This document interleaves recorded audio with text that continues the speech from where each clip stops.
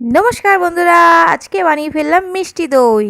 মিষ্টি দই আপনাদের কার কার ভালো লাগে? আমাদের তো ভীষণ ভালো লাগে।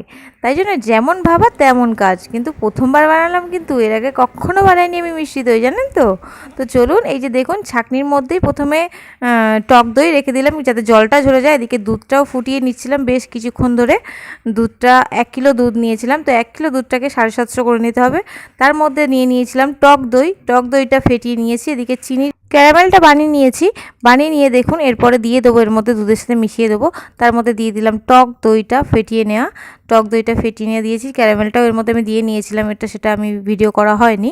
তার মধ্যে অল্প একটু মিষ্টি দইও ঘরে ছিল, সেটাকেও আমি ফেটিয়ে দিয়ে দেবো এর মধ্যে। এই যে দেখুন, মিষ্টি দইটা ফেটিয়ে নিচ্ছি। বেশ খানিকক্ষণ, যে কোনো দই দেবেন বেশ খানিকক্ষণ ফেটিয়ে নিতে হবে প্রথমে। এটা দিয়ে ভালো করে মিশিয়ে নিলাম। দুধটা এখন প্রায় ঠান্ডা হয়ে গেছে। তো এবার আমি একটা স্টিলের পাত্রে ভালো করে দইটা মাখিয়ে নেব।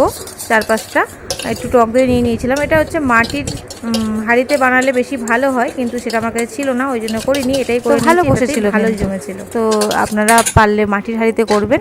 তো দেখুন, এই যে হয়ে গেছে, পুরোটা রেডি। এবার আমি দিয়ে দিলাম এর মধ্যে। এখানে এখন 10 ঘন্টা মতো প্রায় থাকবে, তারপর ফ্রিজে দিয়ে দেবো। এখন ঢেকে একটা ওপর দিয়ে ঢাকা দিয়ে 10 ঘন্টা রেখে দেবো।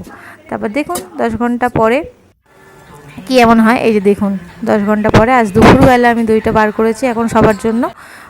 সত্যি খুব ভালো বসেছে দইটা। ফ্রিজে রেখে দিয়েছিলাম বেশ কিছুক্ষণ। রেখে দেওয়ার পরে এই যে পুরো একদম দোকানের মতন দই বসে গেছে। আর সত্যি খেতেও খুব ভালো হয়েছে। তুহিন খেয়ে কি বলে সেটা দেখুন। তুহিন তো খেয়ে খুব খুশি, ওর বাবাও খুব খুশি, বললো যে ভালোই হয়েছে, একদম দোকানের মতন। আর সত্যিই খুব ভালো হয়েছিল। আপনারাও বানিয়ে খেয়ে দেখবেন এইভাবে।